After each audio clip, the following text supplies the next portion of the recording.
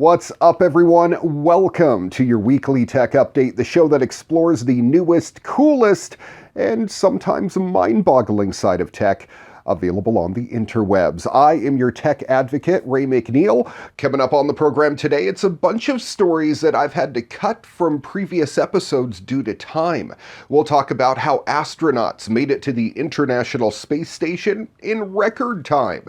Someone takes Lego Mario and turns him into a video game controller. And this week's What The, see what it takes to take down a whole town's internet. And of course, we'll wrap up the program with this week's Moment of Joy. All that and a whole lot more coming up on today's edition of your weekly tech update next.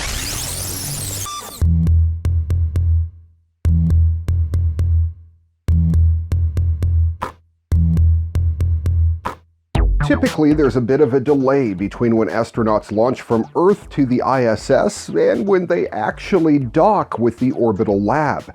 This has to do with the relative orbits of the launch spacecraft and the ISS, as well as their takeoff point from Earth. Expedition 64, however, docked with the ISS at about 3 hours after leaving Earth.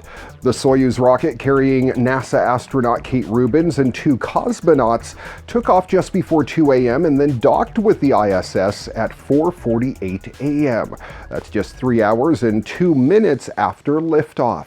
The hatches between the capsule and the station opened at 7:08 a.m., officially beginning the operational duty roster stint for the 3 new ISS crew members. Coincidentally, it was also Rubin's birthday. For a sense of that speed, consider that Demo 2, the last crewed launch to the ISS, docked with the station a full day following its liftoff from Florida in May. Now, typically, the crew capsule requires a few more orbits to match velocity and altitude with the station, but in this case, the timing and conditions were right to get the spacecraft in the correct spot after just 2 super-fast orbits around the Earth.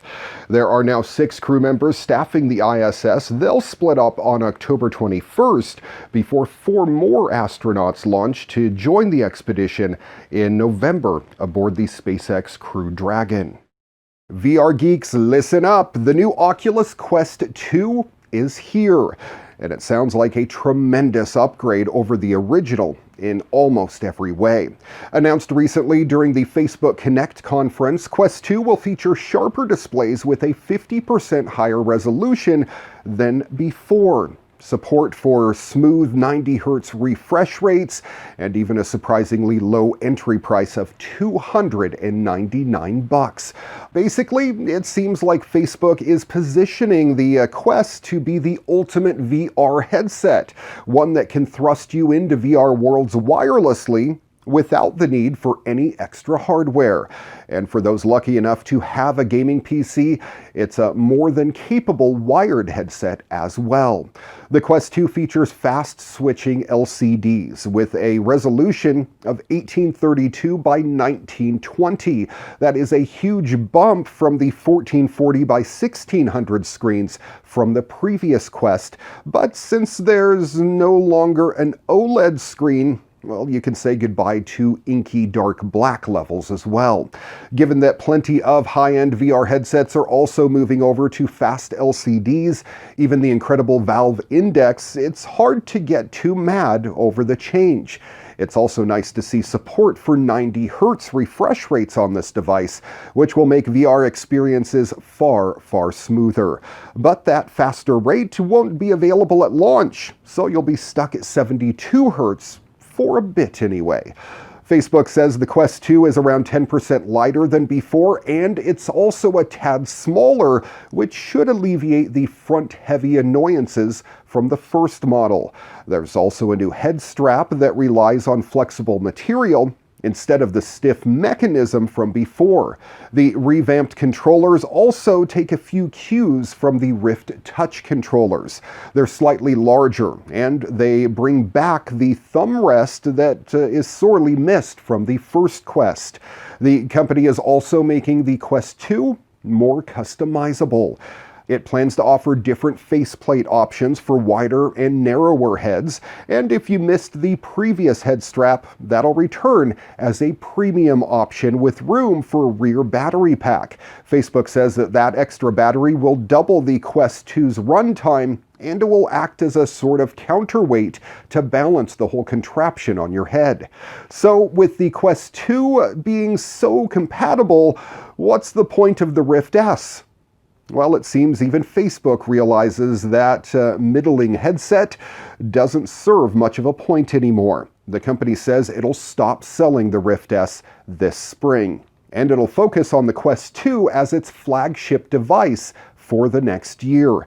It's also devoting resources to building more Quest 2 units to help overcome the production issues from before, and it's making a bigger push into Japan as well. You'll be able to snag the Quest 2 on October 13th for $299 US. The $299 model will come with 64 gigs of storage, but there's also a $399 model that is going to have 256 gigs of storage for all of you game hoarders out there. I love this. There are lots of ways to play Super Mario games these days if you're feeling creative. You could use a regular controller, sure, but why not a Guitar Hero guitar, Donkey Kong's famous bongo peripherals, or even a real-life drum kit? And what about using Mario himself, turning a figurine of everyone's favorite plumber / war criminal into a physical controller? That's what a self-declared hardware hacker has recently done using a Mario mannequin released as part of a Lego Super Mario toy set earlier this year.